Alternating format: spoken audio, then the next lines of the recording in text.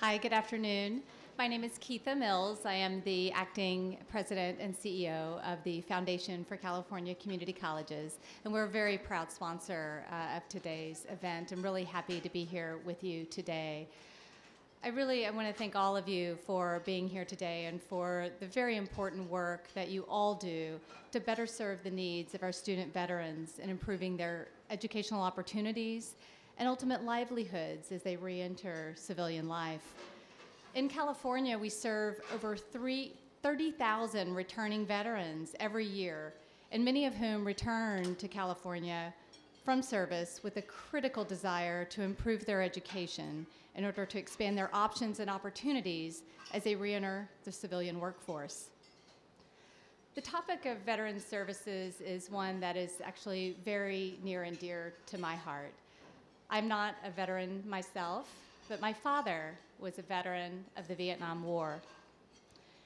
While serving in Vietnam in the U.S. Army as a soldier, my father was injured. My father was struck with a bullet on the side of his head, which rendered him disabled on the left-hand side of his body. I'm very proud to say that because of the services that were available to my father and his determination, will, sometimes pure meanness and honery, my father recovered to what was, in my eyes, what I saw as full functionality. And as a child, this is how I knew my father. This was all I knew of my father post-Vietnam. As a child, doesn't everyone's father get up in the morning and put on a brace on his leg to walk across the living room floor? Doesn't everyone's father need that little bit of extra help to button that last button on his shirt with only the use of a right arm?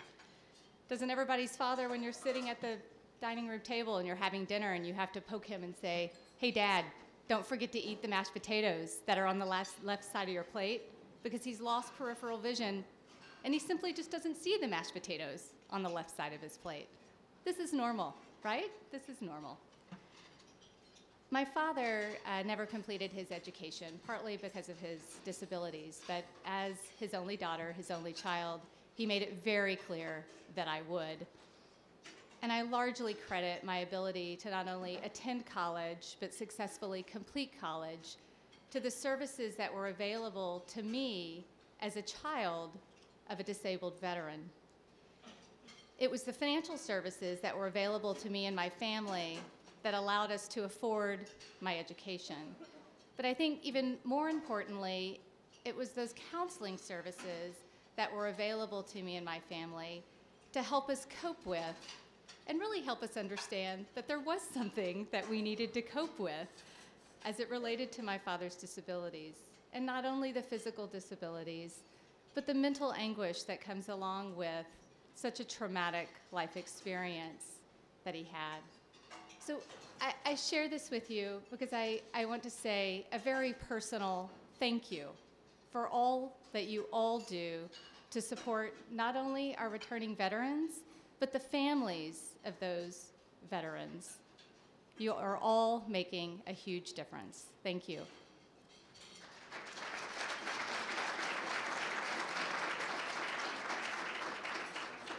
Before we begin our keynote presentation, I want to recognize JPMorgan Chase for making this event possible today. I want to say a special thank you to Antonio Manning with JPMorgan Chase, who is with us today. If you could do a quick thank you, Antonio. JPMorgan Chase is our lead sponsor for this summit, and the firm has recently named Veteran Services as one of their lead philanthropic priorities. So we're very excited to have them with us today.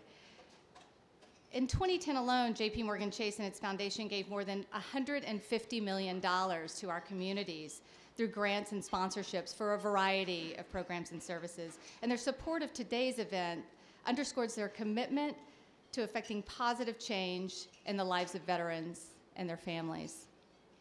At this time, I would like to introduce Bryan Williams. Bryan Williams is a vice president with JPMorgan Chase and is in charge of training programs and military veterans hiring initiatives, and is a veteran himself. Please join me in welcoming Bryan and thanking Bryan and the entire team from JP Morgan Chase for their very generous support of this event. Bryan Williams.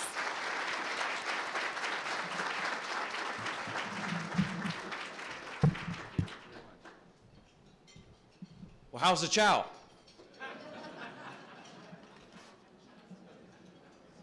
I love the briefing this morning because in the last 2 days, last night the presentation or the act we saw was unbelievable. Yeah, it touched me. I'm sure it touched a lot of you. It was very emotional. And then I see the briefing this morning, and I was like, yes, that's what I'm trying to do in the corporation I work for. I'm trying to inform so people can understand. That's what it's about. It's about informing.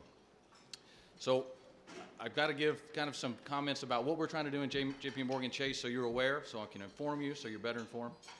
And as I said last night, it's about jobs, homes, and education, because that's where we thought we could concentrate our efforts, because that's what we do. We're a financial institution. So we developed and are implementing a firm-wide comprehensive strategy that's not for the short term, it's for the long term. And when I mean long term, I'm talking 10 years. That is our near-term goal, to service the unique needs of families, members of our armed forces, veterans and their families. We launched several initiatives, and I'll talk about some of those. So basically, we want to be a world-class organization and first in class for hiring, training, and retaining veterans. We want to set a standard when it comes to delivering customer service and financial products that focus uniquely on the needs of veterans. So we launched, first of all, we launched a 100,000 jobs mission to focus on jobs. So we worked with a bunch of other major employers, and I'll tell you some of those in a moment, and we have 18 to date. And they're all small, medium, and large companies. Our collective goal is to hire 100,000 transitioning service members in 10 years, by 2020. We want that to be more, of course, but 100,000 is our initial goal. Our coalition members have also committed to providing the best-in-class recruiting and employment practices, because as we've been talking about this morning, there are some unique challenges that we need to be aware of.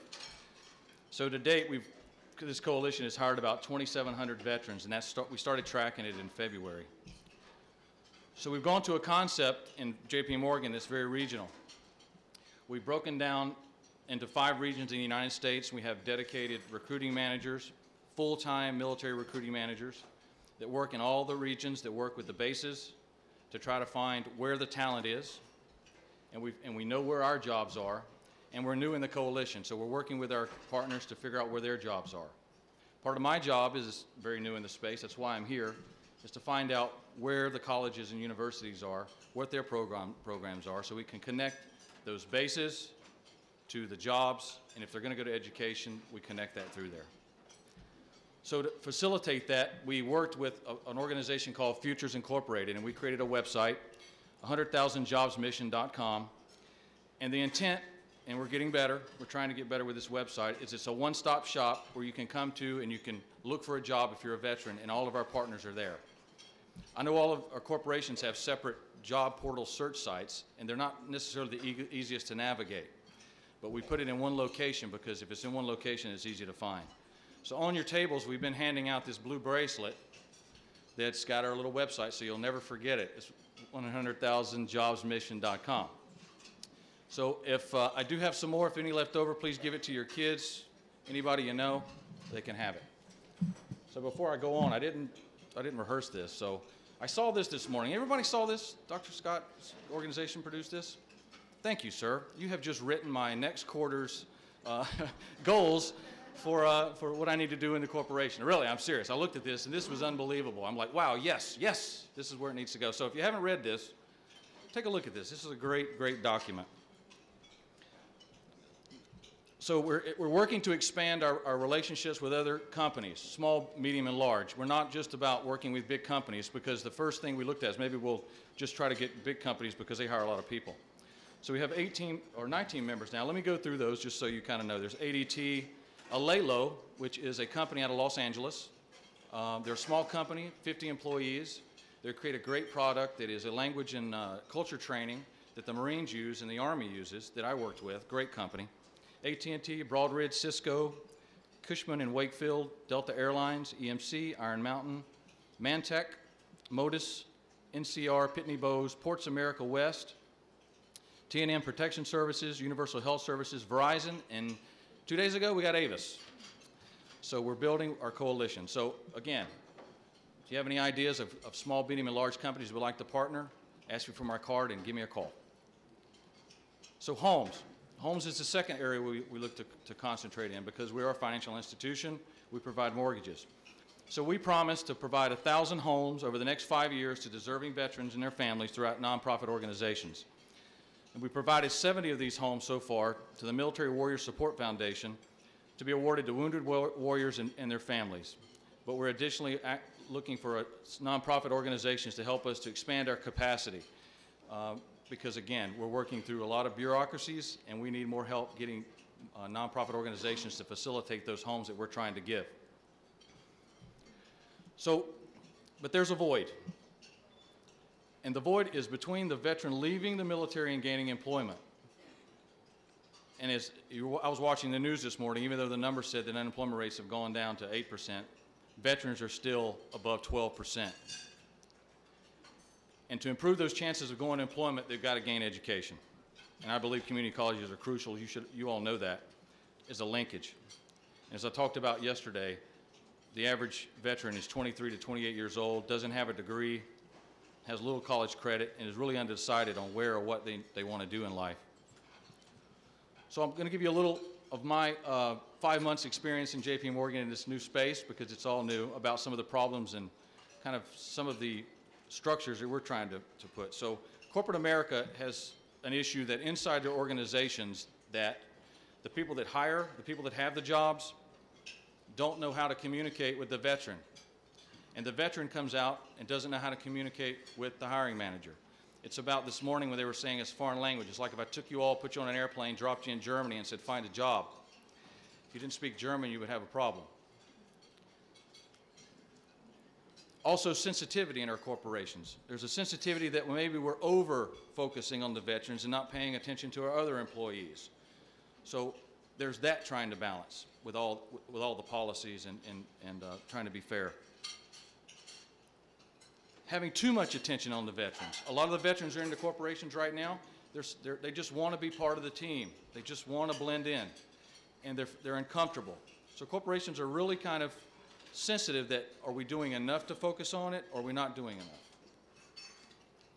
And last, there's a lack of flexibility to change. And I was in the company about a month, and I was talking about some of the things I wanted to do, and someone said, Bryan, they just need to change the way they speak, look, and act, and conform. I was in the military 20 years. It was an emotional event. You guys saw about the basic training this morning. That doesn't leave your system easily. So I try. Look, I got a suit, fits nice. I let my hair grow out. I've tried to change my language. Sometimes I fall back in it. So it's a two-way street. So companies are really going to have to be more flexible to understand that there's maybe some good things from having a veteran as far as what they bring to their corporations. For the veterans themselves, I work with the transition assistance programs that are run by the Department of Labor and Department of Defense. They really don't have a linkage with us. They train the veterans on how to write a resume, but they really don't know what jobs are available in their communities. So they don't know what to put on the resumes. There's tons of websites out there you can tell a veteran to go in and put in what you did in the military. All right, I was a 19 series armor officer. So I went to one of those websites and I put in 19, I can't do anything. I cannot be hired, obviously, by these websites. It's nothing. Nothing was there. So there's a void.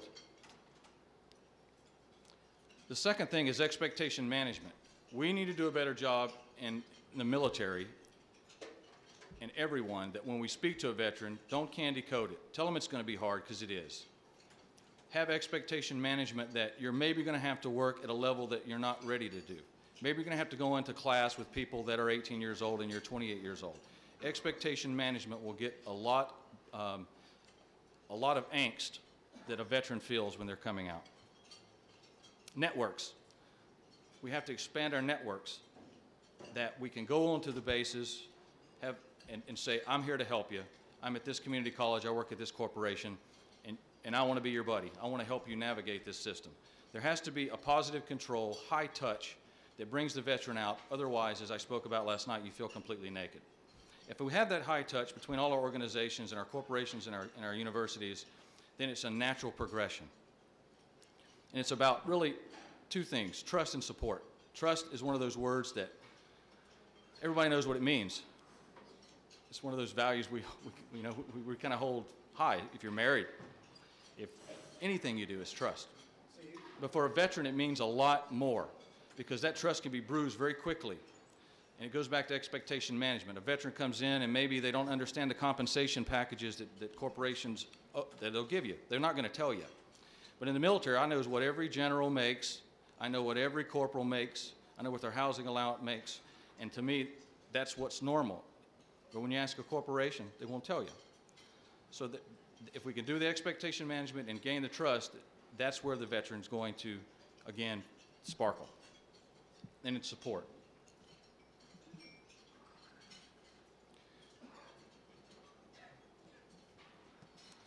So just to kind of wrap up, I think that we all can gain so much from this conference that, if nothing more, we start to open up the doors to collaborate and break down the walls. And what I liked about this was there's a website in here that I think is that they're talking about building, that will be a location that we could share best practices, non-proprietary information, because when it comes to veterans, it shouldn't be proprietary.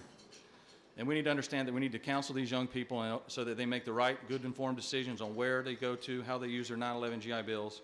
And we in industry must collaborate in order to best advise them and to guide them to their best abilities. Because I believe academic experience of all students is increased by the enrollment of veterans whose diversity, life experience, and varied backgrounds enrich every classroom. So we must forge a commitment of collaboration that moves past proprietary and protected practices where veterans are concerned.